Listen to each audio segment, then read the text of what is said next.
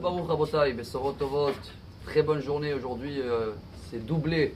Si on souhaite une journée, ce sera que du sucre dans notre journée. Alors c'est et 26 en hébreu, mois d'Av, et même 18 en français.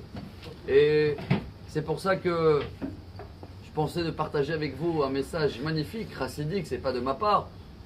Juste au début de la paracha, attraper la première phrase, essayer de comprendre comment les sages d'il y a 200 ans, ils voyaient le premier passouk de la paracha. Je vais essayer de traduire. Re'e anochi noten ifnechem hayom. Regardez ou observez, je vous donne aujourd'hui une grande bracha. C'est quoi la beracha? Et ta beracha asher tishmeru. La grande bénédiction, c'est que vous allez écouter. Alors, on laisse pour Shabbat écouter les messages d'Hachem, écouter les 10 commandements et les mitzvot. Ça, on le connaît. Mais le message d'aujourd'hui, c'est écouter qui?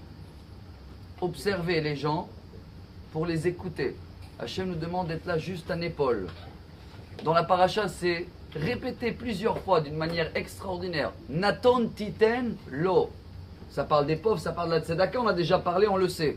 Il y en a qui ne peuvent pas donner la tzedaka, où ils doivent recevoir la tzedaka.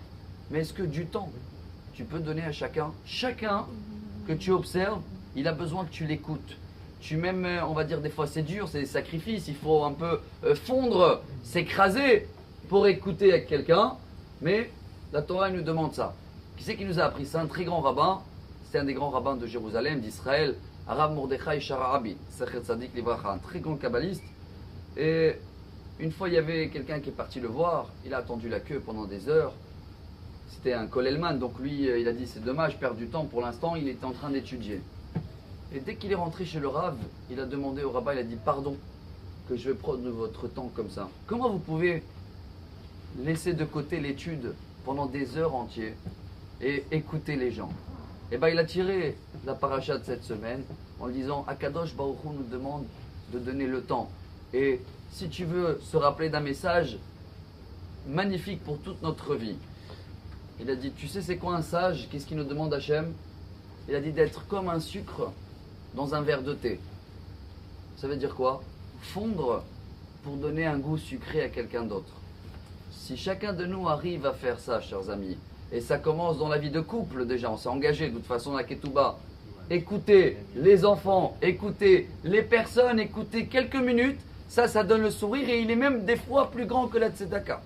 Comme elle dit la Gemara, le Talmud en Brachot, Leven Shinaim Halav, quelqu'un qui il va sourire, les dents blancs pour quelqu'un d'autre, c'est mieux que le donner du lait, ça veut dire de la tzedaka.